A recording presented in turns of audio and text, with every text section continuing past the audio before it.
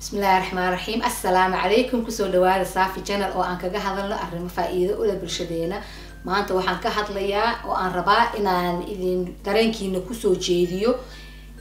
arrin aan soo ogaaday oo ah in la dhageysto in la akhristo. Laba qolaan ogaaday marka inay dhageystaan oo na akhristaan. Kow waxaa jiro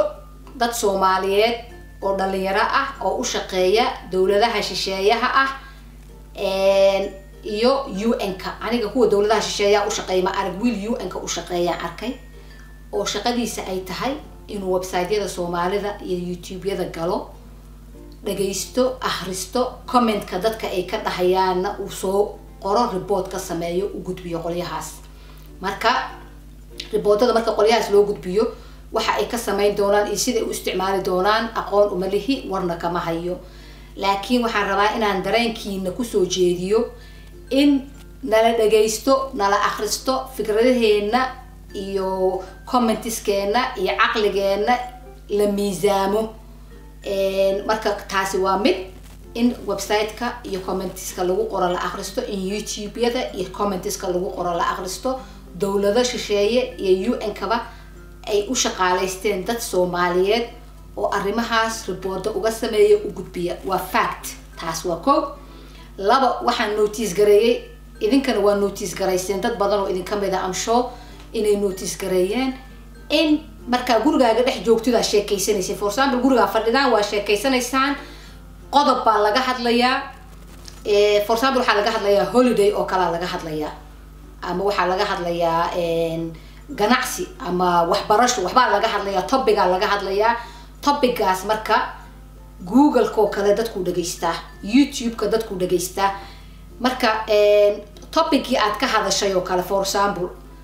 ayuu xayeysiin topic-kii aan hadda ka sheekaysanay xayeysiinteeda ama Google ama YouTube uu isoo gelinayaa